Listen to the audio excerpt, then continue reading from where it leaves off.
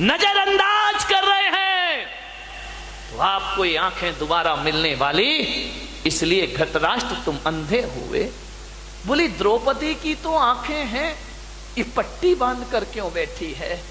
बोली इसलिए इसका भी कर्म है, वो जो हंसों का मांस खिलाते रहा वो रसोईया कोई और नहीं, ये द्रौपदी ही है, जो इनाम के लालच में तुम्हें हंस के बच्चे खिलाते रहा। आंखें होकर भी इसने अनदेखा किया, इसलिए आंख होकर भी आंखों में पट्टी बांधने को मजबूर हो गई। अब विचार करिए, रोशनी होकर भी दुनिया नहीं देख पाई गांधारी, ये तुम्हारे ही कर्मों का फल हुआ करता है। मान्यवर ध्यान रखिए, किसी से डरो या ना डरो, मैं तो आपसे निवेदन कर रहा हूं, तुम लोग मराठा हो, महाराष्ट्र में रहने वाले लोग हो, तुम लोग वो व्यक्ति हो, बारामती में रहने वालों बहुत शूरवीर हो, ध्यान रखना, तुम किसी से नहीं डरते। वो तो मेरी किस्मत है कि थोड़ा बहुत तुम लिहाज कर लेते हो, नहीं तो किसी से डरने वाले हैं महाराजा शिवाजी छत्रपति के वंशज लोग। विचार कर, आप किसी से नहीं डरते हैं, लेकिन मैं आपसे निवेदन करूंगा एक संत होने के नाते मत डरो किसी से, भगवान से भी मत डरना।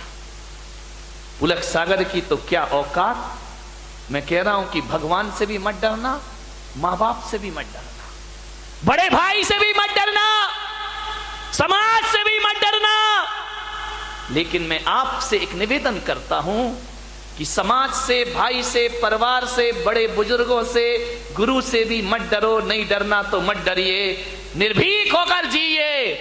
लेकिन आपसे एक निवेदन करूंगा कि डरना तो भगवान से भी नहीं चाहिए, लेकिन आपसे एक ही निवेदन है मेरा कि भगवान से डरो या ना डरो, पर आदमी को अपने कर्मों से जरूर डरना चाहिए, क्योंकि कर्म किसी को छोड़ते भगवान तो फिर भी छोड़ देगा, लेकिन कर्म किसी को भी छोड़ते नहीं। कर्मों को सुधार। कबीरा जब हम पैदा हुए जग हंसे हम रोए, वैसी करनी कर चलो हम हंसे जग रोए। ध्यान रख, कर्मों को सुधारिए, करनी सुधार लो, कर्म सुधर गया जन्म सुधर गया।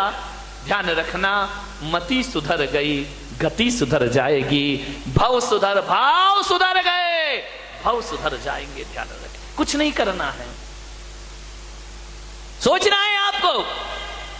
धृतराष्ट्र को 100 बच्चों की लाश पे आंसू बहाना पड़े, ये कैसी जिंदगी है हमारी? अपना पेट भरने के लिए किसी का पेट फाड़ देना, ये इंसानियत हुआ करती है। विचार करिए, अपना जीवन जीने के लिए, गला बिठाएगा तो, अपना जीवन जीने के लिए दूसरों की जिंदगी उजाड़ देना, ये कैसी मानविकता है? हम तो वो लोग हैं जो दूसरों के लिए अपने जीवन का बलिदान कर दिया करते हैं। महात्मा बुद्ध जब जा रहे थे जंगल से, एक शेरनी हिरनी का शिकार कर रही थी। महात्मा बुद्ध ने कहा ठहरो, ये मत करो। बोले ये मेरा भोजन है।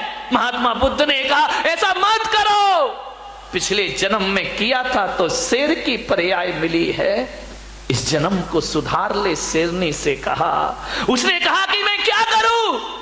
बोले हिरनी को छोड़, मुझे भूख लगी है।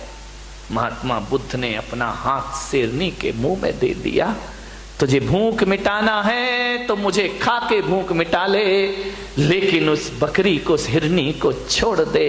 कहते हैं जैसे ही महात्मा बुद्ध ने अपना हाथ शेरनी के मुंह में दिया, शेरनी मुंह फेर लिया करती है कि मैं हिंदुस्तान की और पशुओं की संस्कृति जानती हूं, हम साधुओं का भक्षण नहीं किया करते हैं। ध्यान रखिए, एक जानवर में इतनी अकल होती है, एक पूंछ वाला इतना समझदार है, तो मूंछ वाले को क्या हो गया है? ध्यान रखिए, इसको अकल ही नहीं आती है, पूंछ वाला सुधर रहा है। विचार करना है। मुझे कुछ दिन पहले